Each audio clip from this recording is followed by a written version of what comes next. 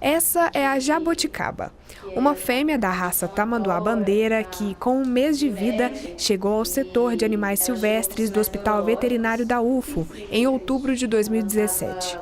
O que tirou a jaboticaba do seu habitat na natureza foi um atropelamento, que fez ela perder a visão do olho esquerdo. Ela estava com sinais neurológicos, então ela estava andando em círculos, ela não conseguia andar em linha reta, tinha um movimento de cabeça, tinha ataxia, né? O animal estava como se ela estivesse meio aérea também. Então a gente chamava a atenção dela, ela estava irresponsiva, a gente chamava a atenção e ela não respondia a atenção. Então tudo isso nos levou a crer que fosse realmente um trauma crânioencefálico, um quadro neurológico. No hospital veterinário, a filhote recebeu os cuidados necessários. Quando ela chegou aqui, a gente primeiro estabilizou o quadro geral dela, que ela estava também desidratada e com hipoglicemia. E depois a gente passou a tratar esse trauma crânioencefálico e também tratar esse olho. Fizemos a cirurgia de reposicionamento do olho, mas infelizmente, devido a esse atropelamento, ela perdeu a visão do olho esquerdo. Muitos dos animais que chegam até o hospital da UFO são levados pela Polícia Militar Ambiental. Um dos motivos é o atropelamento nas rodovias. Pesquisas que observam o comportamento dos animais conseguem ver o problema do atropelamento de maneira mais aprofundada. Uma rodovia, por exemplo, pode funcionar como obstáculo no meio do trajeto que o animal aprendeu a percorrer em busca da sobrevivência. O Centro Brasileiro de Estudos em Ecologia de Estradas, da Universidade Federal de Lavras, eles fizeram uma pesquisa e dentro dessa pesquisa chegou-se à conclusão de que no Brasil 475 milhões de animais silvestres são mortos nas estradas brasileiras.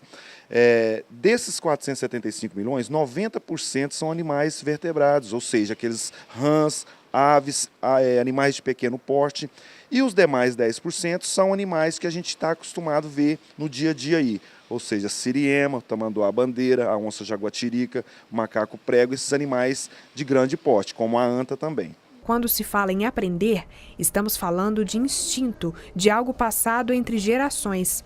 É o que explica o diretor do setor de animais silvestres do Hospital Veterinário da UFO. A gente percebe que todos eles têm um comportamento padrão, né, e têm as suas rotas de dispersão, as suas rotas os seus caminhos já pré-estabelecidos. Quando a gente percebe que há uma interrupção nessa rota, por onde os animais dispersam, eles ficam meio desorientados e aí eles tentam criar outra rota ou invadem aquele elemento que interrompeu a rota, como no caso de um condomínio, uma rodovia, né?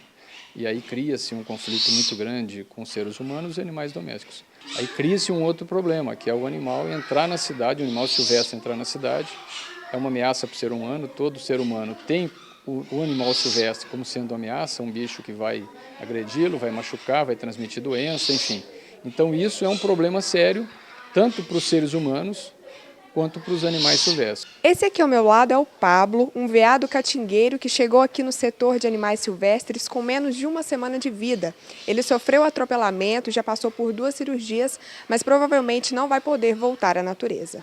Sem muita perspectiva de ir para seu habitat natural, Pablo vive no setor de animais silvestres na companhia de Anita, que também é da espécie veado catingueiro. Ele é uma presa, então ele precisa de um sistema de fuga muito bom, muito eficiente. Como ele teve 2 fraturas em membro pélvico, na perninha direita, ele se recuperou e agora ele consegue andar, mas ele não consegue correr, pular, como seria um veado normal na natureza. Tá? Além de tudo, ele é um animal muito manso, então ele ficou realmente bem mansinho. E aí fica difícil para a gente soltar esse animal realmente na natureza. Para a jaboticaba, as chances de retorno à natureza também são pequenas. A visão não é o maior problema dela voltar à natureza atualmente, tá? É mais uma questão dela ser um animal já manso, né? Como vocês podem ver, é um animal que não identifica o ser humano como um predador, então ela é bem difícil de retornar esse animal à natureza. A gente procura fazer uma avaliação biomecânica, né?